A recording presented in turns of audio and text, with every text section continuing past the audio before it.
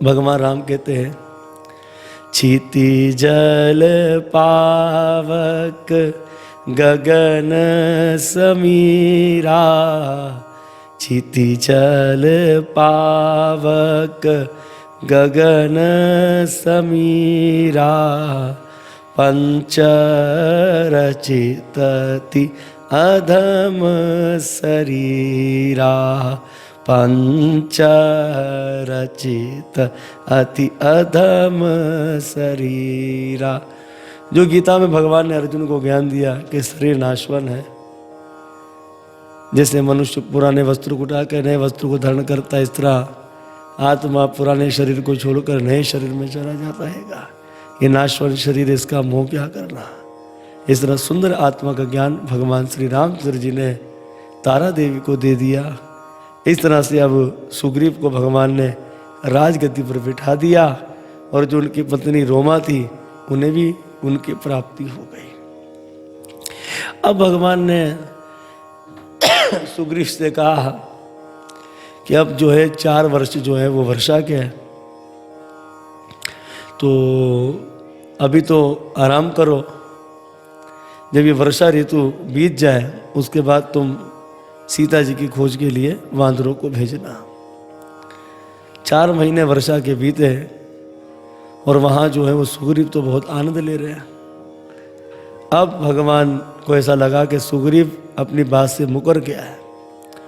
उस समय भगवान रामचंद्र जी ने अपने भैया लक्ष्मण जी से कहा कि जाओ सुग्रीव को कह दो कि जो बाण तेरे भाई बाली की छाती में मारा था वो बाण तेरे लिए भी तैयार है, मैं देना भी जानता और लेना भी जानता हूँ। तो उस समय जो है वो लक्ष्मण जी जा रहे हैं स्कंदा। उस समय हुआ ये कि हनुमंत लाल जी ने देख लिया, तो हनुमंत लाल जी ने जो है वो तारा देवी से कहा। तो उस समय हनुमंत लाल जी को तारा देवी ने कहा जाओ भाई कह दो सुग्रीव जी से। तो उस समय हनुमंत लाल जी ने सुग्रीव से कहा, सुग्रीव भयभीत हो गए, हनुमंत लाल जी के चरणों में नमन किया था और अपना लक्ष्मण जी के चरणों में नमन किया था। और यहाँ जो है उन्होंने पहले ही आज्ञा दे दी थी कि जब पता लगा लक्ष्मण जी आ रहे तो सब वानरों को वैसे ही आज्ञा दे दी थी कि तुम जाओ सीता जी की खोज करो। अब लक्ष्मण जी आए तो लक्ष्मण जी ने जब बात बताई सुग्रीव, तो सुग्रीव घबरा गए और उन्होंने कहा नहीं नहीं नहीं, मैंने अपने वचन को पूर्ण किया हैगा और मुझसे कुछ गलती हो गई हैगी। पर जब सुग्रीव राम जी के पास गए तो राम जी को जाकर सुग्रीव क्या कहते हैं, प्रभु मेरी गलती नहीं है, गलती किसकी, आपकी। लक्ष्मण कहता है कैसा मूर्ख है, मुझे इसने क्या कहा कि मुझसे अपराध हो गया हैगा, कि मैंने बहुत समय लगा दिया, और प्रभु के चरणों में आकर क्या कहता है कि मेरी गलती नहीं है, आपकी गलती है। बड़ा मूर्ख है ये। तो भाई राम जी ने कहा अच्छा मेरी गलती क्या है। तो सुग्रीव ने कहा देखो, एक तो मैं जाति का बांदर, दूसरा मेरा राज्य चला गया था, तीसरा मेरी पत्नी चली गई थी। तो कौन मिले, आप मुझसे मिले। तो सबसे पहले आपने क्या किया, मुझे मेरी पत्नी प्राप्त करवा दी, मुझे मेरा राज्य दिलवा दिया और मुझे छुट्टियां दे दी, ये आनंद लीजिए। तो प्रभु किया करा है तो सब आपका ही है, मेरा तो कुछ भी नहीं है। तो इस प्रकार से हुआ ये कि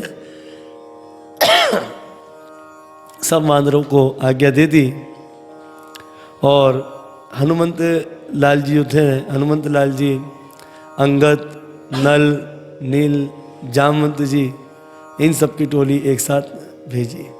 पर हुआ ये कि जब सब जा रहे थे तो श्री राम जी ने जो मुद्रिका थी, मुद्रिका वो किसे थी, हनुमंत लाल जी को। बोलो भक्त वत्सल भगवान की जय।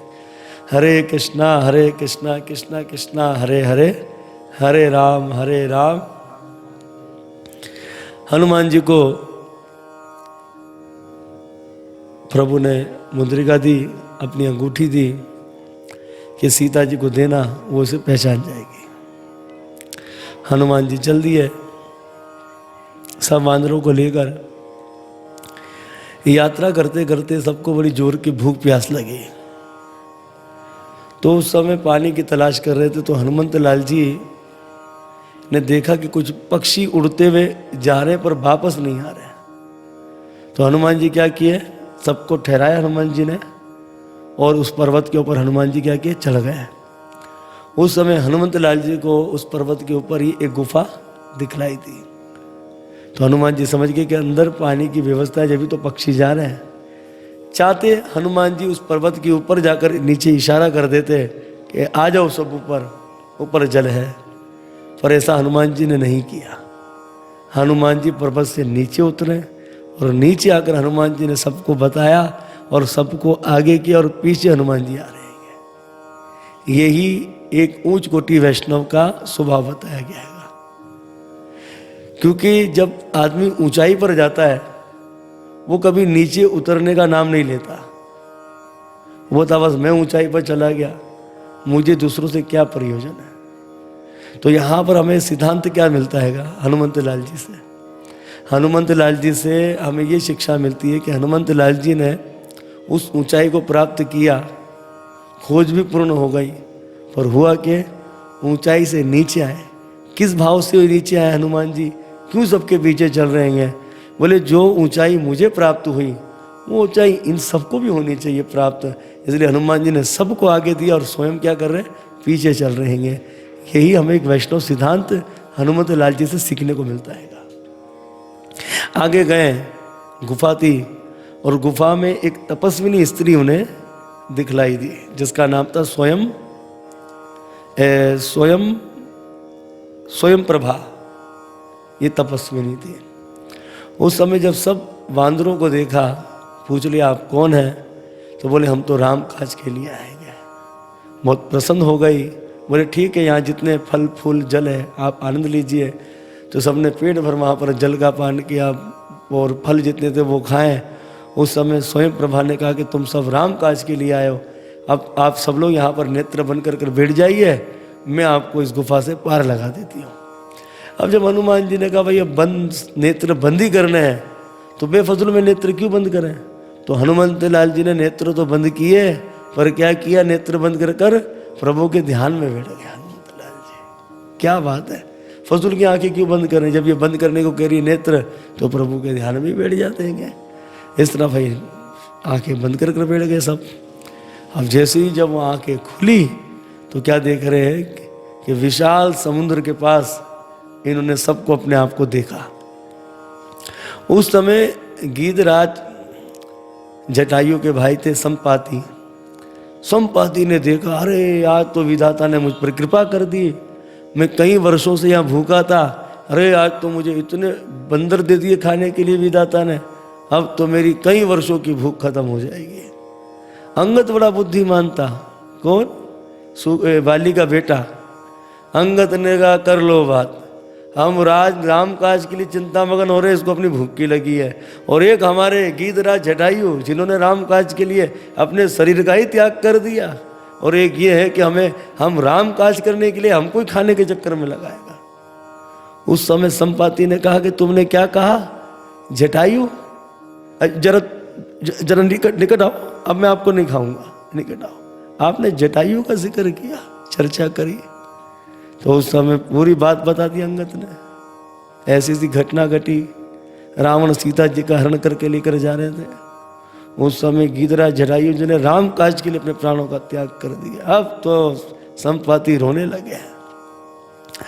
बोले पहले मुझे थोड़ा नदिया के किनारे समुद्र के निकट लेकर चलो, मैं अपने भाई को थोड़ा जलांजलि दे दूं, तर्पण कर दूं, फिर मैं तुम्हें बताता हूं। उस समय संपाति ने ऐसे ध्यान किया, बोले मैं देख रहा हूं कि अशोक वाटिका के अंदर सीता जी विराजमान है रावण की लंका में। वानरों ने कहा हमको भी तो दिखाओ कहाँ है। बोले तुम्हें नजर नहीं आएगी, क्योंकि गीत की दृष्टि बहुत तेज होती है कि अब जो इस समुद्र को लांघेगा 100 योजन के, वही सीता जी की खोज कर सकता है। ये जटायु जी और संपाति जो थे वो अरुण के बेटा थे, सूर्य के सारथी ना अरुण, माता विनीता के 2 बेटा थे, गरुड़ और अरुण। अरुण के बेटा है ये संपाति और जटायु जी। अब महाराज यहाँ पर जो चर्चा चल रही है इस समुद्र को लांघने की, तो सब अपनी शक्ति बता रहे हैं। एक ने कहा हाँ हम जो है वो 10 योजन छलांग कर सकते हैं। बोले नहीं, आपका भी काम नहीं है। किसी ने कहा मैं 300 योजन मार लूंगा, किसी ने कहा मैं 400 योजन मार दूंगा। अब भाई सबकी चर्चा हो रही, पर 100 योजन लांघना है। तो उस समय सबने तो अपना कहा। अंगद ने कहा कि मैं इस समुद्र को लांघ सकता हूं, पर आने की कोई गारंटी नहीं है। तो उस समय जामवंती जी ने कहा भाई आराम से बैठ जाइए, आप हमारे महाराज हो, अगर आपको कुछ हो गया तो फिर क्या होगा। अच्छा, सब कुछ ना कुछ कह रहे हैं, पर हनुमान जी कुछ नहीं कह रहे हैं। तो मैंने आपको पहले भी बताया ना कि जब वो स्वयं प्रभा ने कहा था कि भाई आंखें बंद कर लो, तो हनुमान जी कहाँ बैठ गए थे? प्रभु के ध्यान में बैठ गए। तो अभी भी ध्यान में लगे हुए। उस समय जामवंती जी ने उनको थोड़ा जगाया और हनुमंत लाल जी को उनकी शक्ति याद दिलाई। क्योंकि हनुमंत लाल जी जो है वो अपनी शक्ति क्या करते, भूल जाते थे। ऋषियों का श्राप था, ऋषियों को सताते थे। तो जब उनकी शक्ति जब याद दिलाई, उस समय हनुमंत लाल जी ने विशाल रूप धारण कर लिया। बोलो रामदास हनुमान की जय। विशाल रूप धारण कर लिया हनुमान जी ने। हनुमान जी कहते हैं मैं जो है लंका में जाकर रावण को मारकर सीता जी को लेकर आ जाता हूं। अरे जामवंती जी बोला ये थोड़ी करना है। तो बोले करूं तो करूं क्या? बोले पूरी लंका को उठाकर लेकर आ जाऊं। अरे भाई जामवंती जी ने कहा ये भी नहीं करना है, ज्यादा ही शक्ति दिला दी जात। बोले आपको वहां जाना है कि बोले सीता मैया की खोज कर करानी है। चंपू रामायण में लिखा है कि हनुमंत लाल जी ने क्या कहा पता है? हनुमंत लाल जी ने कहा ये विशाल समुद्र को मैं मूत्र के समान समझता हूं। मूत्र कितना उतना समझता हूं मैं समुद्र को। अब तो देखो कुछ भी कर लो, हनुमंत लाल जी ज्यादा जज्बाती नहीं हुए। जैसे रामकाज में हमारे कुछ लोग जज्बाती हो जाते हैं ना, ऐसे जज्बाती नहीं हुए हनुमंत लाल जी। बुद्धि से काम लिया। हनुमंत लाल जी महेंद्रगिरी पर्वत पर चढ़ गए क्योंकि छलांग मारनी थी। तो जैसे ही हनुमंत लाल जी ने महेंद्रगिरी पर्वत से झटका देकर हनुमंत लाल जी जय श्री राम करके उड़े, तो उस समय हनुमंत लाल जी के आधे रास्ते के अंदर ही आगे जब बढ़े तो मेनाक पर्वत आया। मेनाक पर्वत कौन है? बोले सोने का पहाड़ ही आया। जिस समय देवराज इंद्र पर्वतों के पर काट रहे थे, पंख, या रामायण में वर्णन है उसका, यही सुंदरकांड में वाल्मीकि रामायण के। तो उस समय जो मेनाक पर्वत था ये समुद्र के पास चला गया। बोले मेरी रक्षा करो। भाई मेरे समुद्र ने कहा कि मेरी लहरें तो तुम्हें अंदर नहीं रहने देगी, मैं तुम्हें रखने के लिए तैयार हूं, तुम पवन देव से प्रार्थना करो। तो पवन देव से इसने प्रार्थना करी। तो पवन देव ने कहा ठीक है, हम तुम्हारी जो है रक्षा तो करेंगे, पर समय आने पर तुमको भी हमारी कुछ ना कुछ तो सेवा करनी ही पड़ेगी। बोले मंजूर है। तो आज क्या हुआ कि अपने कर्ज को उतारने के लिए, क्योंकि हनुमंत लाल जी कौन है? पवन पुत्र है। और मेनाक पर्वत की किसने रक्षा करी थी? वायुदेव ने की थी। तो मेनाक पर्वत आ गया और कहा हनुमान कुछ समय विश्राम कर लो, फिर आगे यात्रा कर लेना। उस समय हनुमंत लाल जी ने कहा देखिए विश्राम का समय नहीं है, क्योंकि राम काज के अंदर विश्राम नहीं होता है। अच्छा कौन सा पहाड़ आया? सोने का पहाड़। यात्रा कौन सी हो रही है? लंका की। लंका कौन सी है? सोने की। मानो हनुमंत लाल जी को परखा जा रहा है, परीक्षा ली जा रही है कि कहीं सोने की लंका को देखकर फिसल ना जाए। तो मेनाक पर्वत कौन सा है? सोने का हैगा। और हनुमान जी को सोने के पर्वत ने उनके अंदर बदलाव नहीं लाया। ये हमें शिक्षाएं लेनी चाहिए। और भक्ति में क्या होता है, पहले ऐसे ही आपको कीर्ति मिलेगी। मैनाक पर्वत क्या है? कीर्ति है। तो